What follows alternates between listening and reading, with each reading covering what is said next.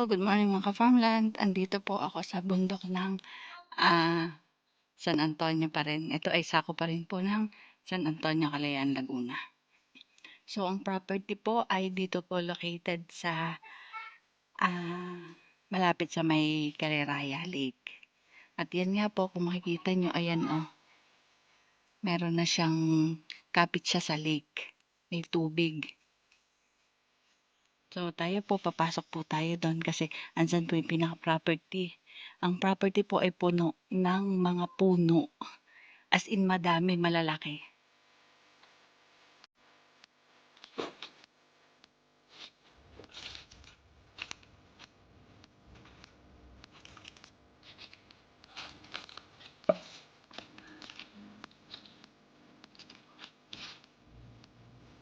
Kapit sa lake, tapos ayan po, may sapa.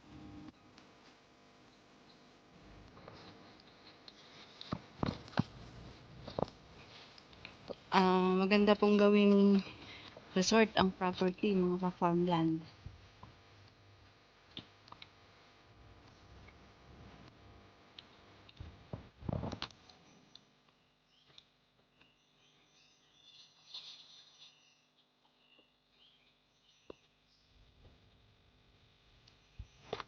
Ito po ay kakahuyan, punong kahoy.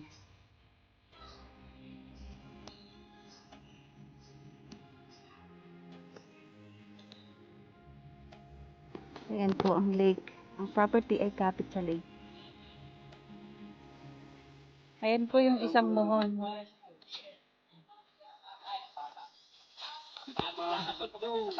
Papunta pa po dun sa dulo.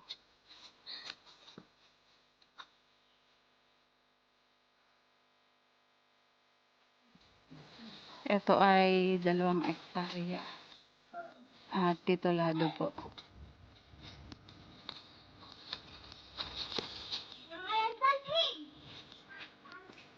Itong property ay ang pinaka-access po ng daan ay sa lake.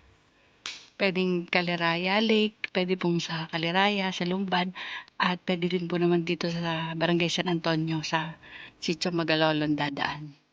Kasi kung lalakarin po, malayo.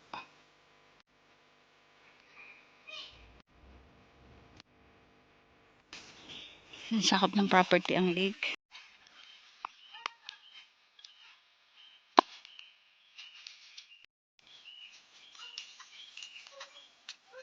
Ayan, ang daming tanim na punong kahoy. Ang lalaki.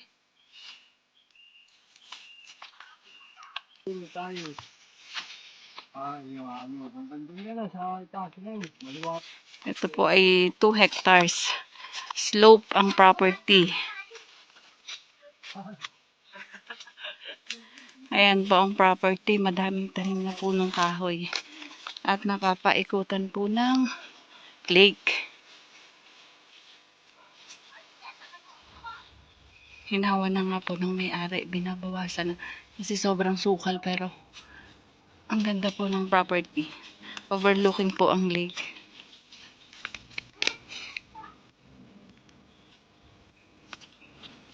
Ito po ang price ng may-ari ng lupa ay 500 per square meter. Titulado po.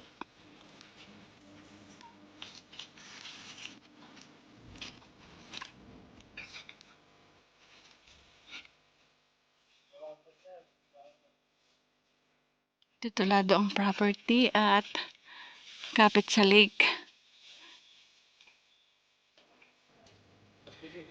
Hanggang dyan sa ibabaw ang property.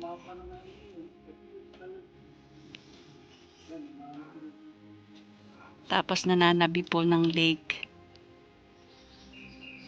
2 hektarya. 500 per square meter ang presyo ng may-ari.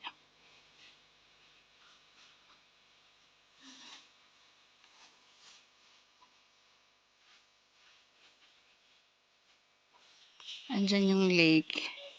Hindi nga lang po makita kasi sobrang dami ng puno.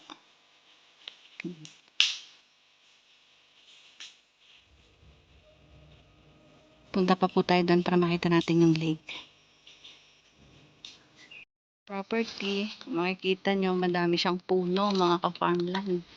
Pero, ayan o, ang lalaki. Kasi po protection siya para sa lake. Ayan yung lake. At,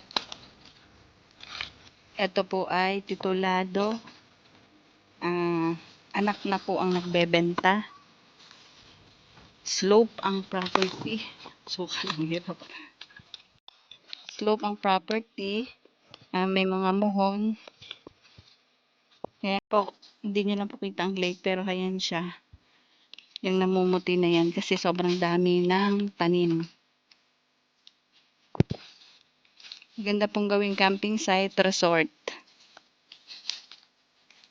Ang pinaka-accessible po talaga ng daan papunta dito ay sa lake. So, sasakay po ng bangka, magbabangka. Kasi pag dun sa Sitio Lunao, sa pinanggalingan namin, naglakad kami ng almost half hour. Ayan o. Hanggang dun pa po yung property, ayun po yung may-ari.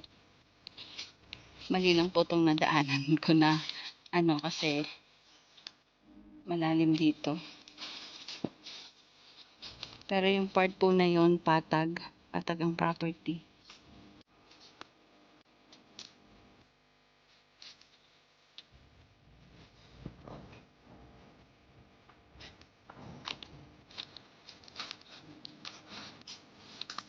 Bababa lang kami papunta doon sa may kalapit ng lake. Ito po ay 2 hektarya.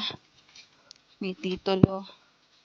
At ang nagbebenta na po ay ang anak ng may-ari ng lupa.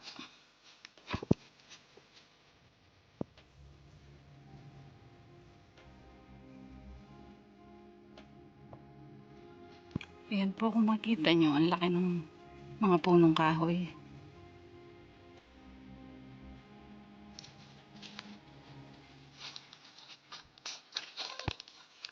Para po sa mga interesadong buyer dito sa property, pwede po makipag-usap kayo sa may-ari ng lupa about po sa sa presyo.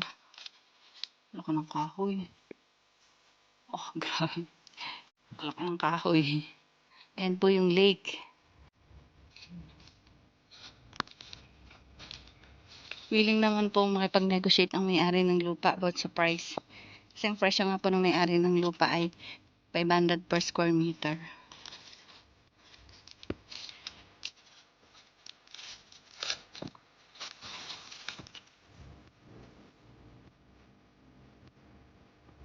Gandang gawing resort ng property kasi kalapit na po ito ng Caliraya.